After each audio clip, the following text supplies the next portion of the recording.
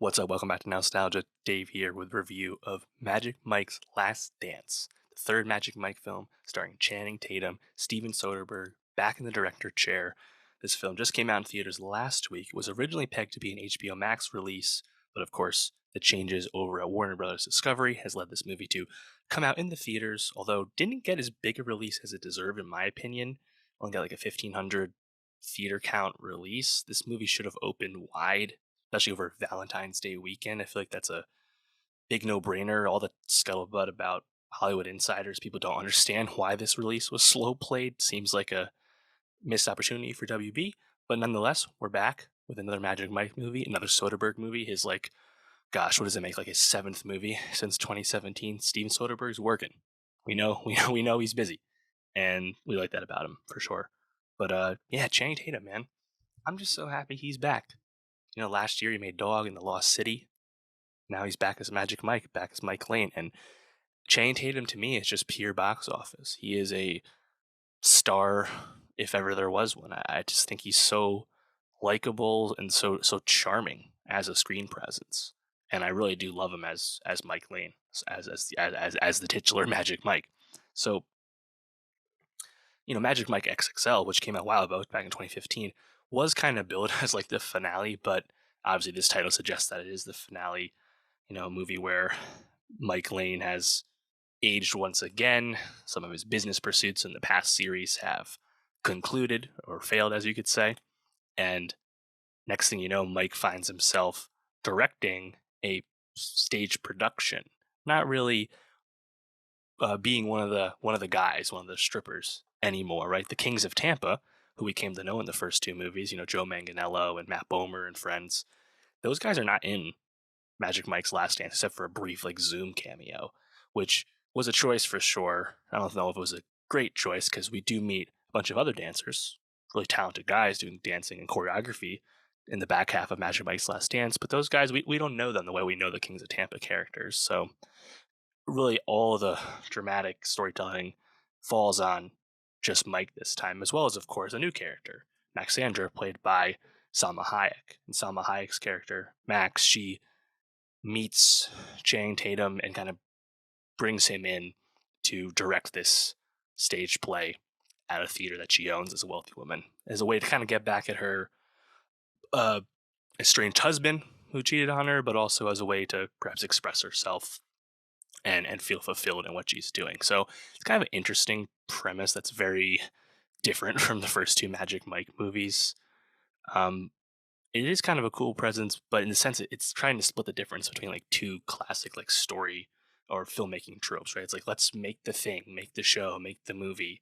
Let's get the thing done on time, right? Let's make this stage show happen. And it's also trying to be like a romantic comedy at the same time, where Mike and Maxandra have this on again, off again thing as they're working together. So it's a bit of a new framing for a Magic Mike movie, and I think it's a movie that I would say it's the worst of the three Magic Mike movies. It's not bad by any means, but it's just doesn't really feel nearly as tight as the first two films, and also doesn't really have as much humor as the first two films either. I think Channing Tatum, part of why he's been so successful in these movies, in just general, is that he's very game. He's very open for the fact that he's a very handsome, jacked man, and is not afraid to laugh about that. Maybe perhaps laugh about himself, right? And taking Mike Lane out of that framing for most of this movie is a choice that I think works a little bit, but I think I just wasn't as invested in like let's get this stage show story like done. And I think a big part of this again, like we don't know these other dancer characters that they've hired to make this play come to life. Obviously, this takes huge inspiration from the Magic Mike stage play, theater play that actually exists in real life. That's the inspiration this time around, and that's like almost like too meta. Whereas like the first Magic Mike movie was inspired by Channing Tatum's real early life when he was a dancer, so it's a bit different. I think in this movie's favor, you have I think Salma Hayek really committed as Max. I think she's really fun, and I do like their dynamic. Just like Salma Hayek bossing around Mike Lane is really really fun, and it's also a bit of a step up from some of the female actors we've had throughout the series. Like apart from like Olivia Munn, it's been a bit more of a mixed bag. Jada Pinkett Smith was really good in Magic Mike XL, but this is like the most fully fleshed out and developed female character in this series to date, which is I think is really good.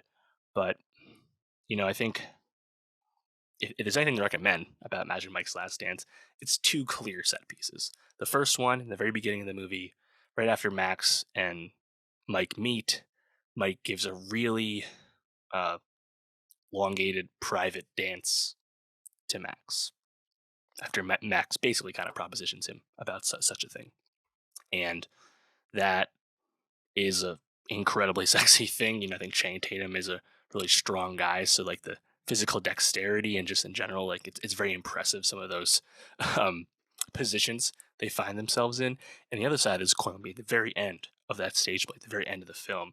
You have you have Mike and this other dancer character, female character, doing this incredibly elaborate uh, choreographed dance on the stage in front of everyone, in water. It's like simulated raining. And I think these two scenes, but especially that last scene in particular, it's about as close as like a sex scene can be to it being a sex scene without the actual nudity. Like it is incredibly sensual shit. It is incredibly physical. And that is, I think, worth the price of admission. Was those two scenes like incredibly, incredibly good shit, incredibly sexy. I think that is why you go to watch Magic Mike, right? It's stuff like that. So those scenes are good, And very early on in the movie, there's a callback to the first film where Mike meets a woman who he previously gave a dance to at that ill-fated sorority party in the first film. Like that was a hilarious callback, but overall, like I think it's a film that's a bit of two masters, where it's trying to be that let's get the thing done film and let's also be a rom-com film at the same time. And both of those frameworks don't really get as much time as they need to succeed. So it's a bit of a mixed bag overall. But Salma Hayek's really committed. I love Channing Tatum. I still think he's incredibly charming as Mike Lane third time around. So I think that's enough that's at least worth a watch if you're interested in it, but just know going in that it's a bit messier than the past two films. Now, maybe in a few more years, they make another one of these. I wouldn't be shocked. It's almost a fun well for Tatum and Soderbergh to return to. Kind of why not, And Soderbergh, yeah, he's made a ton of movies since 2017 after his retirement.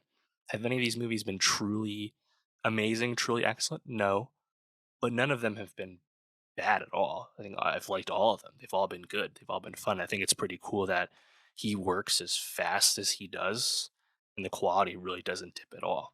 He's not making an Aaron Brockovich. He's not making Ocean's 11 right now, but he's making a lot of fun, interesting stuff, genre stuff. He's working with good actors, and his next show is going to be an HBO Max series. So, normally I would say I like my movie directors to make movies, but he's made so many movies lately. I think he's allowed to make a show if he wants. So, shout out to Steven Soderbergh, of course, one of the greats. But yeah, did you see Magic Mike's Last Dance? What did you think of it? Are you happy, like me, that Channing Tatum's back in our lives? What'd you think?